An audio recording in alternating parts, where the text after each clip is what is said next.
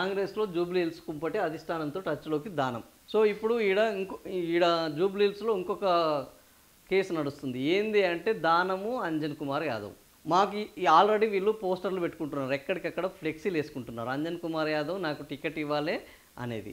జూబ్లీహిల్స్ ఉప ఎన్నికల్లో కాంగ్రెస్లో ఆరని కుంపట్లు రగిల్చాయి. బీఆర్ఎస్తో పోటీ దేవుడెరుగు, పార్టీలోనే అంతర్యుద్ధం జరుగుతోంది. ఏంది తమ అభ్యర్థికే టికెట్ దక్కాలని సీఎం వర్గం పావులు కలుపుతుంటే సీనియర్ నేత అంజన్ కుమార్ యాదవ్ తానే పోటీ చేస్తున్నానని ప్రకటించుకుంటున్నారు. ఎమ్మెల్యే దానం నాగేందర్ కూడా ఆల్రెడీ ఢిల్లీ నుంచి నరుక్కొస్తున్నారు. ఎందుకు ఎమ్మెల్యే దానం అజార్ను అందుకే తప్పించారు. బెడిసి కొట్టిన స్థానిక ప్రకటన, నియోజకవర్గంలో తమ అభ్యర్థికే ప్రధాన పోటీదారుగా ఉన్న అజార్ను తప్పించడంతో ఇతర ఆశావాహులు కూడా నిరాశపరిచేందుకు సీఎం వర్గం కొత్త ప్రతిపాదన తీసుకొని వస్తున్నది. స్థానికుడే టికెట్ అని ప్రకటన చేశారు పొన్నం ప్రభాకర్. కానీ కాంగ్రెస్లో అభ్యర్థి ఎంపిక నిర్ణయం ఏఐసీసీదే. స్థానికేతుడా ఎవరిని బరినొద్దించాలనేది ఢిల్లీలో నిర్ణయం అవుతుంది. దానికి భిన్నంగా మంత్రి పొన్నం వ్యాఖ్యలు చేయడం సరైంది కాదు అని అంజన్ కుమార్ యాదవ్ తెర మీదకి వచ్చి గట్టి కౌంటర్ ఇచ్చారు. నేను పారాచూట్ నేతను కాదు అని ఆయన స్పష్టం చేశారు. సో ఈరోజు అంజన్ కుమార్ యాదవ్ ఏంది అంటే మొన్న పొన్నం ప్రభాకర్ చేసిన దాని మీద కాంగ్రెస్ పార్టీలో బగ్గుమన్నారు. ఒకటి మనం ఎవరు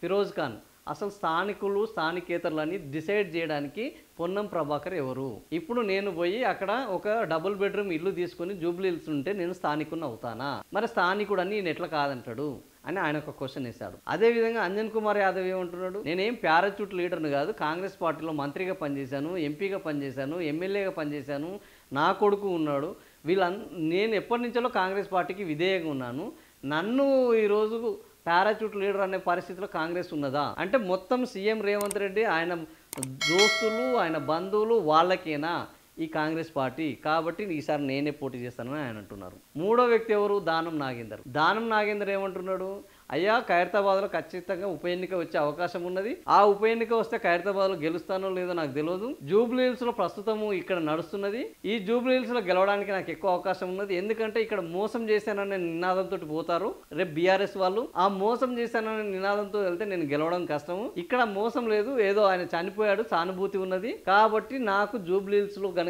టికెట్ ఇస్తే నేను సేఫ్గా ల్యాండ్ అవుతాను, కాంగ్రెస్ పార్టీలకు వచ్చినందుకు నా ఎమ్మెల్యే పదవిని మళ్ళీ నేను కాపాడుకుంటాను అని ఆయన ఎవరికి? సీఎం రేవంత్ రెడ్డి తోటి కాదు ఆయన మాట్లాడుతుంది, డైరెక్ట్గా ఢిల్లీలో మాట్లాడుతున్నాడు. ఆయన ఖర్గేని కలుస్తున్నాడు, ఏఐసీసీ పెద్దల్ని కలుస్తున్నాడు, నాకే టికెట్ ఇవ్వండి అని చెప్తున్నాడు. సో ఇప్పుడు ఈ టికెట్ ఖరారు చేసేది ఎవరయ్యా అని అంటే ఒకవైపు వీళ్ళందరూ కూడా సీఎం రేవంత్ రెడ్డి కాదు, ఈ టికెట్ని ఖరారు చేయాల్సింది ఢిల్లీలో ఉన్న ఏఐసీసీ అధిష్టానము, కాబట్టి మేము అధిష్టానంతో తేల్చుకుంటామని వాళ్ళు వెళ్తున్నారు, మమ్మల్ని కాదని అధిష్టానం ఎట్లా ఇస్తుంది అని ఇక్కడ సీఎం వర్గాలు వాళ్ళు పావులు కలుపుతున్నారు. ఈ నేపథ్యంలో అంజన్ కుమార్ యాదవ్, దానం నాగేందర్ వీళ్లకు ఆశ నెరవేరుతుందా? ఇలా ఎవరికో ఒకరికి ఆశ నెరవేరాలి, వీళ్ళ ఎవరో ఒక ఆశ నెరవేరినా ఇంకో ఆయన వ్యతిరేకంగా కావాల్సిందే. సో బీసీలకు టికెట్లు ఇప్పుడు బీసీలే పోటీ పడుతున్నారు, ఒకవైపు నవీన్ కుమార్ యాదవ్, ఒకవైపు అంజన్ కుమార్ యాదవ్, ఒకవైపు దానం నాగేందర్, ఇంకోవైపు గద్వాల విజయలక్ష్మి, బొంతు రామ్మోహన్, ఇంతమంది బీసీలు పోటీ పడుతున్నారు. ఇందులో ఒక్కరికి వస్తే మిగతా వాళ్ళందరూ కూడా వ్యతిరేకులు అవుతారు. సో